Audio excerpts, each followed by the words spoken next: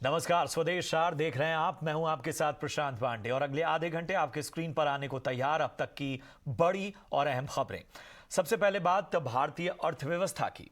भारतीय इकॉनमी में रिकवरी की रफ्तार को बरकरार रखने के लिए प्राइवेट कंजम्पशन और रूरल डिमांड को बढ़ाए जाने की आवश्यकता है।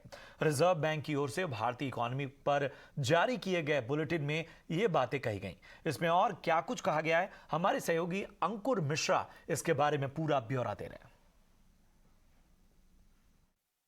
जी हाँ, भारत की अर्थव्यवस्था धीरे धीरे लेकिन पक्के से यहाँ पर रिकवर हो रही है, ऐसा कहना है। जो स्टेट ऑफ द इकोनॉमी का सेक्शन होता है आरबीआई बुलेटिन में, वहाँ पर ये कमेंट्स दिए गए हैं। ये बुलेटिन हर महीने रिलीज़ होता है और मई के बुलेटिन में ये पर्टिकुलरली बोला गया है कि पहली बार ऐसा हुआ है कि जो हेडलाइन इन्फ्लेशन के नंबर्स हैं वो 5% से कम आए हैं और ये अच्छे संकेत हैं। इसके अलावा ये भी जोर दिया गया है कि जो कॉर्पोरेट अर्निंग्स आई हैं इस बार, वहाँ पर बेहतर प्रदर्शन दिखा है। और पर्टिकुलरली अगर हम बैंकिंग और फाइनेंशियल्स की बात करें तो वो मजबूत क्रेडिट ग्रोथ की वजह से यहाँ पे नंबर्स काफ़ी अच्छे देखने को मिले हैं। आपको हम याद दिला दें कि पीएसयू बैंक्स के पर्टिकुलरली पूरे साल के अगर नंबर्स की बात करें जो रिपोर्ट हुए हैं, वो 1 लाख करोड़ से ज़्यादा का नेट प्रॉफिट यहाँ पे रिपोर्ट हुआ है। और ये सिर्फ पब्लिक सेक्टर बैंक तक ही सीमित नहीं रहा, बल्कि प्राइवेट सेक्टर बैंक्स में भी अच्छी ग्रोथ इस बार देखने को मिली है।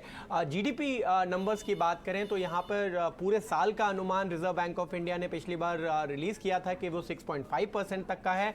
और अभी कहना है कि जो आने वाला क्वार्टर है वहां पर प्राइवेट कंजम्पशन की वजह से जो आंकड़े हैं वो मजबूत दिख सकते हैं। हालांकि अभी भी बार बार आरबीआई बोल रहा है कि यहां पर आराम करने का समय नहीं है और जो भी जरूरी कदम है वो उठाए जाने चाहिए। और वहीं वित्त मंत्रालय ने अप्रैल की आर्थिक समीक्षा रिपोर्ट जारी की है और रिपोर्ट में क्या कहा गया है बता रहे हैं प्रकाश प्रियदर्शी। देखिए, वित्त मंत्रालय ने अप्रैल महीने की आर्थिक समीक्षा की रिपोर्ट जारी की है, जिसके हिसाब से भारतीय अर्थव्यवस्था के लिए कई शुभ संकेत जो है वो देखने को मिल रहे हैं। और सबसे अच्छी बात यह है कि फार्म सेक्टर का जो ग्रोथ है वो काफ़ी बेहतर दिख रहा है। साथ ही साथ जो रूरल डिमांड है उसमें भी तेज़ी देखने को मिल रही है। इस वक्त महंगाई जो है कंट्रोल में है इस रिपोर्ट के हिसाब से, जो कि भारतीय अर्थव्यवस्था की ग्रोथ की रफ्तार को बढ़ाने की दिशा में काफ़ी अहम कड़ी साबित हो सकती है। जहाँ तक रिस्क फैक्टर का सवाल है भारतीय अर्थव्यवस्था की अगर बात करें तो ग्रोथ के लिहाज से डाउनसाइड रिस्क दिख रहा है और इन्फ्लेशन के लिहाज से इस रिपोर्ट के हिसाब से अपसाइड रिस्क दिख रहा है। और इस रिस्क फैक्टर की अगर आप बात करें तो ज़्यादातर ग्लोबल फैक्टर्स इसके लिए जिम्मेदार है। और हालांकि जो मौसम संबंधी जो बदलाव देखने को मिल रहे हैं, जहाँ पर अल नीनो का फैक्टर भी देखने को मिल सकता है, वो भी भारतीय अर्थव्यवस्था के सामने चुनौती बनती हुई दिख रही है। इसके अलावा जो अच्छी बात यह है इस रिपोर्ट के हिसाब से, जो कि इंडियन इकॉनमी के लिहाज से अब तक सबसे सकारात्मक उसका पक्ष रहा है, वो है डोमेस्टिक डिमांड। इसमें मजबूती बनी हुई है। जो डोमेस्टिक कंजम्पशन है उसमें लगातार तेज़ी दिख रही है, जो कि भारतीय अर्थव्यवस्था के लिए शुभ संकेत है।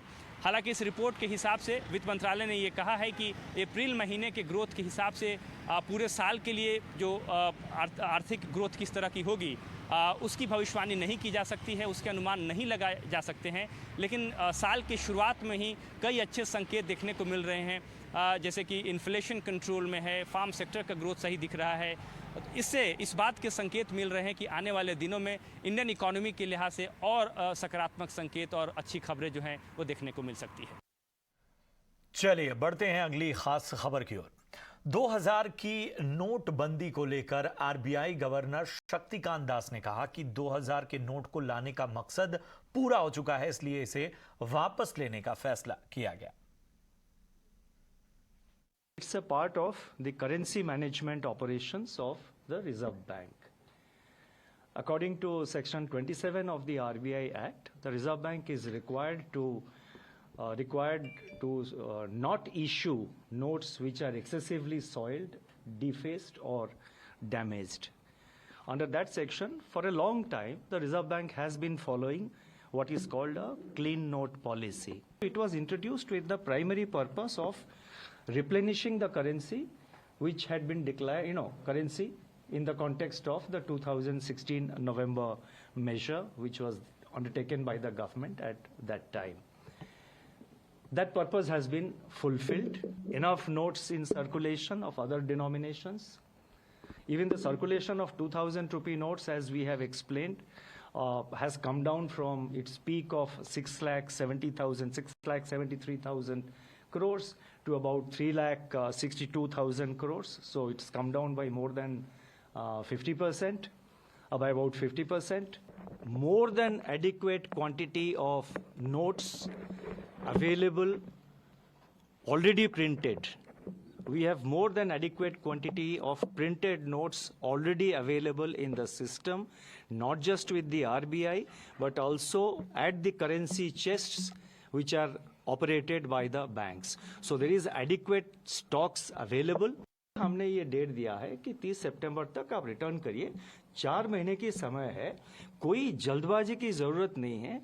आराम से आपको जब भी टाइम हो, आप नेक्स्ट 4 सितंबर 30 तक आप आराम से आके उसको एक्सचेंज करिए या अमाउंट अपने अकाउंट में खाता में डिपॉजिट कर दीजिए।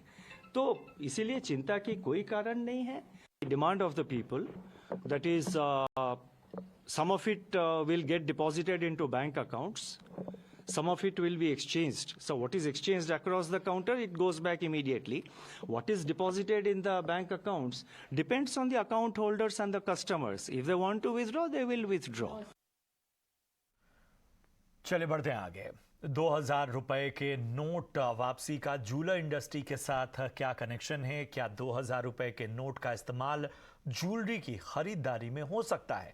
इसका जायजा लिया हमारे सहयोगी अनुराग शाह ने देश के सबसे बड़े ज्वेलरी मार्केट जवेरी बाजार में। रिजर्व बैंक ने जो ऐलान किया है 2000 रुपए के नोट को विड्रॉल का, उसका ज्वेलरी बाजार पे क्या असर है, इसी का जायजा लेने के लिए हम हैं मुंबई के जवेरी बाजार में। देश का सबसे बड़ा ये ज्वेलरी मार्केट है। यहाँ पर ज्वेलर से पूछेंगे और समझेंगे कि जो रिजर्व बैंक का ऐलान है उसका ग्राउंड पे कितना असर है। देखो, ऐसा है ना कि ज्वेलरी ही एक ऐसा जगह है या प्रॉपर्टी जहाँ पे बड़ा कैश एडजस्ट हो सकता है। KYC नॉर्म्स हम लोग उसका देख के ही करेंगे, नो डाउट। बट जैसे ही ये नोट बैन का डिसीजन हुआ है, हमारे यहाँ पे ग्राहकों की कतार लगी है, इंक्वायरीज बढ़ गई है कि 2000 के नोट लेंगे। और हमारे हिसाब से 2000 की नोट लेजिटिमेट है, अभी चालू है, तो हम उसको रिफ्यूज़ भी नहीं कर सकते। हमको लेना ही है, हमको, हमारे पास कोई और चारा नहीं है उसमें। मेरे हिसाब से ऐसा कुछ भी नहीं होगा। लोग सभी जानते हैं, अवेयरनेस बहुत आ गई है, तो उनकी प्लानिंग भी है, वो इस हिसाब से खरीदेंगे। और ज्वेलरी में सेल जहाँ होगा ऐसा कोई ज़रूरी मुझे नहीं लगता है। और अभी 9 दिन हुए हैं तो इतना कोई कमअप भी नहीं है। ज्वेलरी पे, बेसिकली ज्वेलरी पे अब तक तो कोई कस्टमर हमारे पास आया नहीं कि भाई हमको सोना दो या सोना लो और ये 2000 के नोट है अब तक। लेकिन डेफिनेटली ये क्रश जो आएगा लास्ट मोमेंट में आ सकता है, तो हम लोग प्रिपेयर्ड है कि भाई अगर आवे तो बैंक तो नोटें ले रही है, तो हम लोगों से, कस्टमरों से नोट लेंगे वो और वापस बैंक में डिपॉजिट करेंगे। मुंबई के जवेरी बाजार में हमने कई सारे ज्वेलर से बात की है और उनके मुताबिक जो रिजर्व बैंक का फैसला है 2000 के नोट को विड्रॉ करने का, अभी तक उसका इतना ज़्यादा इम्पैक्ट नहीं हुआ है। लेकिन 4 महीने का वक्त है और आगे चल के जो स्थिति है किस तरह की होगी वो देखने लायक रहेगा। अनुराग शाह, ET नाउ, मुंबई के लिए। चलिए अगली खबर की ओर बढ़ते हैं। फूड रेगुलेटर फसाई ने आर्टिफिशियल शुगर पर आई WHO की रिपोर्ट का संज्ञान लिया है। साथ ही एक टेक्निकल कमेटी बनाई है जो WHO की इस रिपोर्ट को एग्जामिन करेगी, यानी इसकी जांच करेगी, इसकी समीक्षा करेगी। पूरी खबर क्या है, समीर दीक्षित हमारे सहयोगी जुड़े हमारे साथ। समीर, बताएं आखिर किस तरह की तैयारी है फसाई की, और इस रिपोर्ट की काफी चर्चा रही पिछले दिनों। फूड रेगुलेटर FSSAI ने WHO की आर्टिफिशियल स्वीटनर या नॉन शुगर स्वीटनर को लेकर के जो गाइडलाइन थी उसको संज्ञान में लिया है और अब FSSAI की एक टेक्निकल कमेटी इस पर पूरी गाइडलाइन का विस्तृत अध्ययन कर रही है। FSSAI के CEO के मुताबिक टेक्निकल कमेटी जो WHO की गाइडलाइन है नॉन शुगर स्वीटनर्स को लेकर के और जो उन्होंने खतरा जताया है उसको लेकर के इस वक्त इवेल्यूएशन कर रही है, एसेस कर रही है और ये संभावित है कि जो सजेशंस या फीडबैक टेक्निकल कमेटी देगी उसके बाद बाद एक डिटेल्ड स्टेक होल्डर कंसल्टेशन किया जाएगा। माना जा रहा है कि स्टेक होल्डर कंसल्टेशन के बाद में नई गाइडलाइंस एफएसएसएआई की तरफ से जारी हो सकती है। ये आर्टिफिशियल स्वीटनर को लेकर के हो सकता है। ये जो नॉन शुगर जो स्वीटनर्स होते हैं अमूमन जिनका जिक्र कई प्रोडक्ट में, कई ऐसे खाद्य पदार्थों में किया जाता है, उसको लेकर के एक नई गाइडलाइन जारी की जा सकती है। दरअसल WHO ने पिछले हफ्ते ही ये जो नॉन शुगर स्वीटनर्स हैं इनका जिक्र किया था, बताया था कि ये जो है वेट लॉस में उतना कारगर नहीं साबित होते हैं। यही नहीं, ये जो नॉन शुगर स्वीटनर्स हैं ये कार्डियोवैस्कुलर बीमारी के लिए भी एक वजह हो सकते हैं। ये डायबिटीज़ के टाइप 2 के लिए भी एक रिस्क या खतरा बन सकते हैं और इसी को अब भारत में भी संज्ञान में लिया गया है और अब इसको लेकर के एक विस्तृत अध्ययन एफएसएसएआई में टेक्निकल कमेटी कर रही है। शुक्रिया करेंगे समीर आपका इस अहम जानकारी के लिए।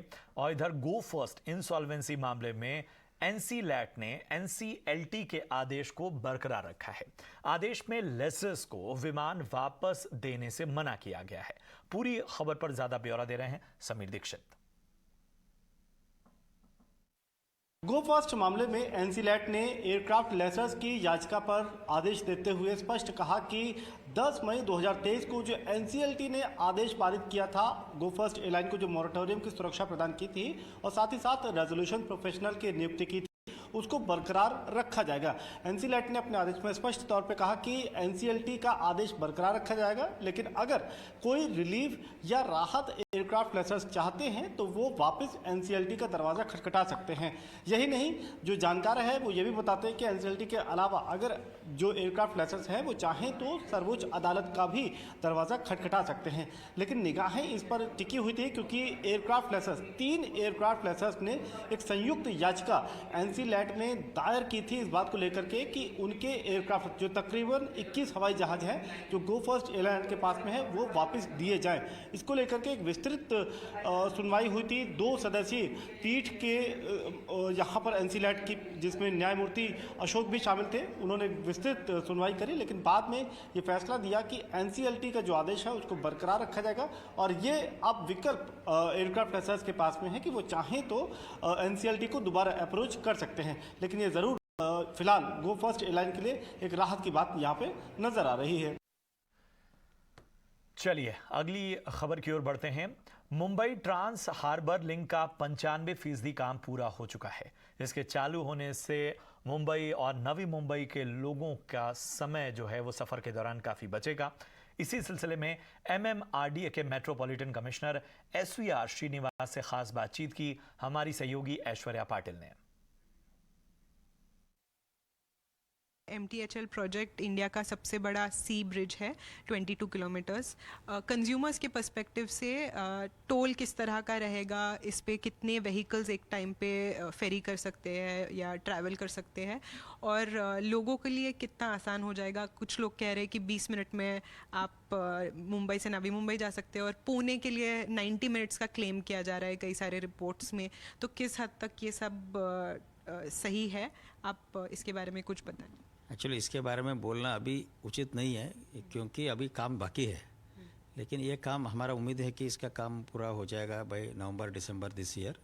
जो हमने टारगेट किया था उसी हिसाब से पूरा हो जाएगा ऐसा लगता है। और कुछ दिनों में हम लोग दोनों मेनलैंड और मुंबई आइलैंड सिटी दोनों हम जोड़ने वाले हैं इसी हफ्ते में, in fact in the next 2-3 days. So बहुत बड़ा मेजर माइलस्टोन हो गया उसका। और जो आपने पूछा इसके टोल के बारे में अभी डिसीजन लेंगे हम जल्द कुछ दिनों में। लेकिन ये टोल का सिस्टम जो है मैं बताना चाहूँगा आपके माध्यम से कि ये ओपन रोड टोलिंग होगा, जबकि हम लोग जब टोल भरते हैं या फास्टैग होता है फिर भी अपने को बूम बैरियर में स्लो डाउन किया जाता है, उसका ज़रूरत नहीं पड़ेगी। अपना सिस्टम है और 180 to 100 किलोमीटर तक पकड़ सकती है जो गाड़ी जा रही है तभी भी, और ऑटोमेटिक डिडक्शन, पैसे का ऑटोमेटिक डिडक्शन होगा। सो पहले बार भारत में इसका प्रयोग हम लोग कर रहे हैं। इसका प्रूफ ऑफ कॉन्सेप्ट हमने एक्चुअली करके दिखाया नॉर्थ इंडिया में कुछ हाईवे, नेशनल हाईवेज में। उसका सब एडजस्टमेंट करके अभी सिस्टम तैयार हो गई है। इसका हम लोग इधर भी थोड़ा सा प्रैक्टिकल करके देखेंगे। और तीसरा सवाल है आपने जो पूछा कि कितना टाइम लगेगा उस तरफ जाने के लिए। डिज़ाइन स्पीड के हिसाब से और 12 से 15 मिनट के अंदर हम लोग मेनलैंड जा सकते हैं। वहाँ से पूना के लिए हम लोग नया प्रोजेक्ट एक कर रहे हैं, उसका अभी समय लगेगा, लेकिन उधर जाके हम लोग वैसे भी एग्जिस्टिंग रास्ते से भी हम लोग जा सकते हैं एक्चुअली, लेकिन इसका इम्पैक्ट जो इकोनॉमिक ग्रोथ पे रहेगा उसको बेहतरीन रहने वाला है।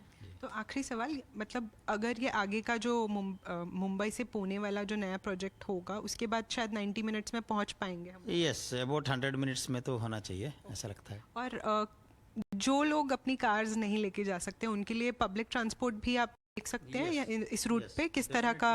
डेफिनेटली आपने अच्छी सवाल पूछा। पब्लिक ट्रांसपोर्ट तो इंकरेज करेंगे हम, बसेस रहेंगे। वी आर ऑल्सो एक्चुअली एक हम स्टडी भी कर रहे हैं, ब्यूटी बेसिस पे भी बसेस चला सकते हैं क्या। अदरवाइज तो डेफिनेटली पब्लिक ट्रांसपोर्ट को हम लोग इंकरेज डेफिनेटली करेंगे, क्योंकि ये सिर्फ अमीर लोगों के लिए नहीं, आम आदमी के लिए भी है, इसीलिए डेफिनेटली पब्लिक ट्रांसपोर्ट को हम लोग इंकरेज करने वाले हैं इसके ऊपर। तो बहुत जल्द मुंबई करों को बड़ी सौगात, साल के अंत तक शुरू होगा मुंबई ट्रांस हार्बर लिंक का प्रोजेक्ट।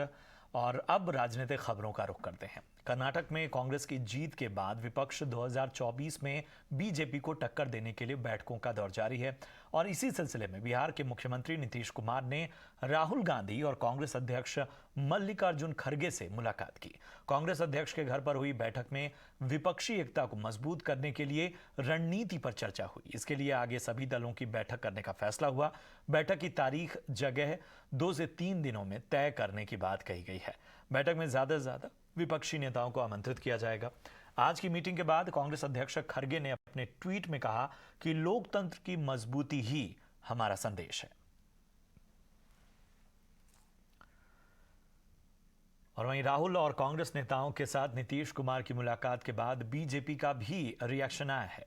बिहार बीजेपी अध्यक्ष ने इस पर क्या कहा, जरा सुन लेते हैं। देखिए, जो स्थिति है, नीतीश कुमार जी पूरे देश में सिर्फ पिकनिक मनाने का काम कर रहे हैं, इससे अधिक कुछ नहीं होना है। और नीतीश कुमार जी ने तो बिहार में स्वयं को घोषित कर दिया कि मैं प्रधानमंत्री हूँ।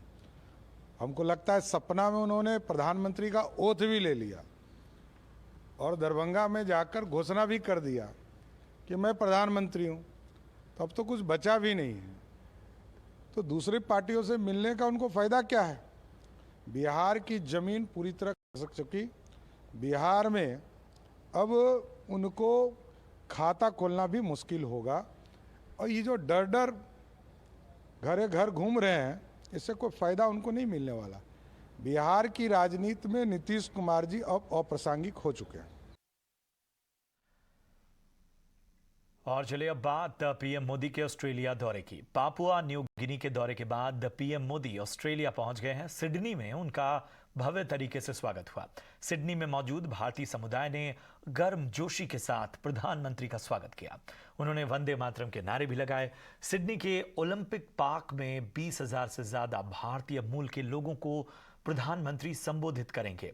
पीएम मोदी की मौजूदगी में हैरिस पार्क में इस इलाके का नाम बदलकर लिटिल इंडिया किया जाएगा।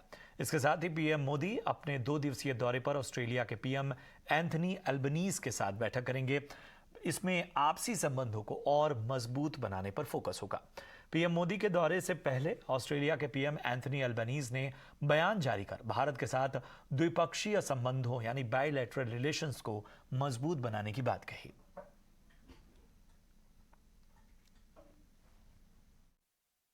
Feeling so happy and really आपकी पेंटिंग देख के क्या बोला? उन्होंने कहा कि आप बहुत अच्छा बनाते हैं, because last time when he came in 2014 उन्होंने मुझे मेरी पेंटिंग को एक और ऑटोग्राफ दिया था and 14 में when he came last time. I just wanted to say thank you for Narendra Modi coming to Australia. We are so happy to see him here. He's really making us proud in another country. And we really appreciate what he's doing for the nation, and I want him to keep going and win the next election so that we can see him next time here as well. वहीं से पहले Papua New Guinea में PM Modi को Fiji के सर्वोच्च सम्मान से सम्मानित किया गया। फिजी के प्रधानमंत्री सितवनी राबुका ने उन्हें यह सम्मान दिया। बता दें कि फिजी के सर्वोच्च सम्मान को companion of the order of Fiji कहा जाता है। सबसे खास बात यह है कि आज तक गिने चुने गैर फिजी लोगों को ही यह सम्मान मिला है। ऐसे में भारत के लिए इस सम्मान का अलग महत्व है। यही नहीं, रिपब्लिक ऑफ पलाऊ ने भी पीएम नरेंद्र मोदी को सम्मानित किया।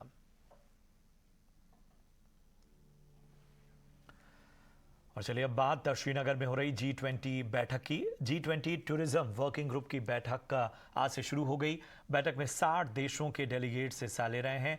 हालांकि बैठक में चीन समेत सऊदी अरब, तुर्की, इंडोनेशिया और इजिप्ट शामिल नहीं है। समिट के लिए पहुंचे विदेशी डेलीगेट्स का श्रीनगर एयरपोर्ट पर पारंपरिक अंदाज में स्वागत किया गया। कड़े सुरक्षा इंतजामों के बीच हो रहे इस बैठक में केंद्रीय मंत्री जितेंद्र सिंह ने भी ये कहा कि ये बैठक भारत के लिए जम्मू कश्मीर के बदले हुए माहौल को दिखाने का मौका है। श्रीनगर घाटी पहले पाकिस्तान प्रायोजित आतंकवाद के साए में थी, लेकिन अब यह विकास और बदलाव की बयार बह रही है।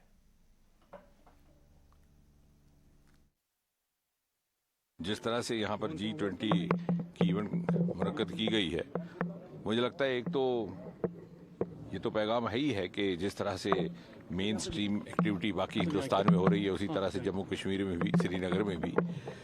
लेकिन साथ ही साथ मुझे लगता है कि एक पैगाम जो दूर तक जाना चाहिए वो ये भी, और आप लेकर के जाएंगे कि जो आम आवाम है वादी कश्मीर का, श्रीनगर की गलियों कूचों पे चलने वाला आम इंसान, ही हैज़ मूव्ड ऑन।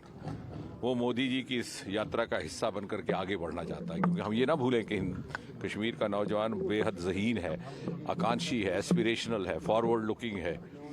वो देख रहा है कि किस तरह से मोदी जी की क़यादत में पिछले 8-9 वर्षों में हिंदुस्तान भर में अनेकों नए मौके, नए आयाम सामने आए हैं। और वहीं बाजार आज लगातार दूसरे कारोबारी दिन मजबूती पर बंद हुए। करीब 100 अंक चढ़कर 18,300 के पार बंद हुआ। अदानी स्टॉक्स की अगुवाई में निफ्टी के 50 में से 33 शेयर हरे निशान में बंद हुए। सेंसेक्स 234 अंकों की तेजी के साथ बंद हुआ। मेटल, आईटी और एनर्जी शेयरों से बाजार को सपोर्ट मिला। मेटल 2 कारोबारी दिनों की मायूसी तोड़कर आज सबसे ज्यादा चढ़ने वाला सेक्टर बना। उसके 15 में से 13 स्टॉक्स तेजी पर बंद हुए। निफ्टी मिड कैप 3 दिन बाद और स्मॉल कैप लगातार दूसरे कारोबारी दिन तेजी के साथ बंद हुए, लेकिन निफ्टी बैंक ने आज निराश किया और यह 84 अंक लुढ़क कर बंद हुआ। और अब बात गर्मी की मार की। चिलचिलाती धूप, गर्मी और हीट वेव से लोग परेशान हैं। यूपी, दिल्ली, एनसीआर, बिहार, राजस्थान और बंगाल जैसे राज्य की जो हैं वो गर्मी की मार झेल रहे हैं। आईएमडी ने अगले 2 दिन पंजाब, हरियाणा, राजस्थान समेत उत्तर भारत के कई राज्यों में हीट वेव की चेतावनी जारी की है।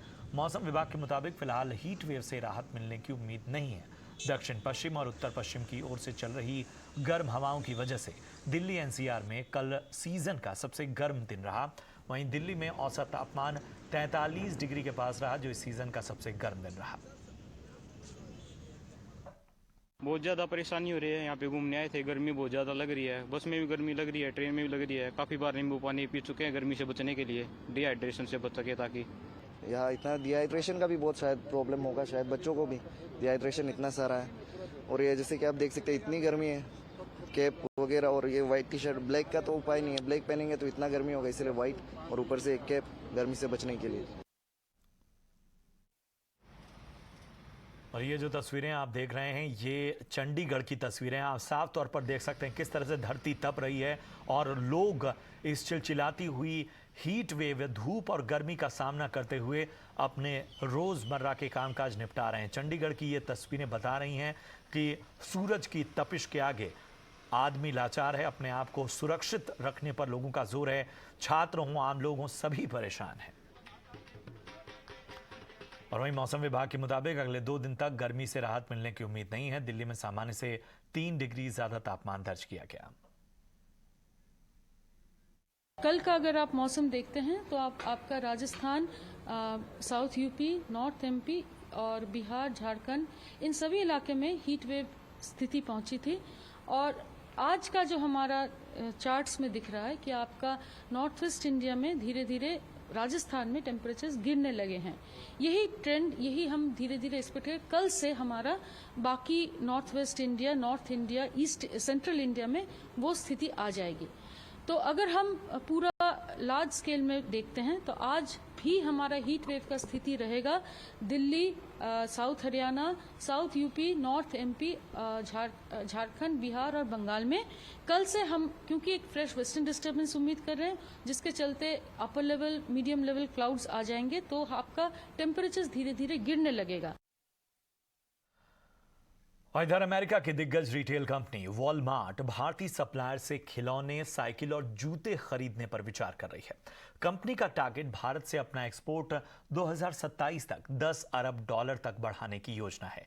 यही नहीं, company food, pharmaceuticals, health and wellness और अपैरल जैसी कैटेगरी में नए सप्लायर्स तैयार करना चाहती है। कंपनी के बड़े अधिकारियों ने हाल के दिनों में भारत के घरेलू खिलौना बनाने वाली कंपनियों के साथ वर्चुअली मीटिंग की और कई दौर की बातचीत की।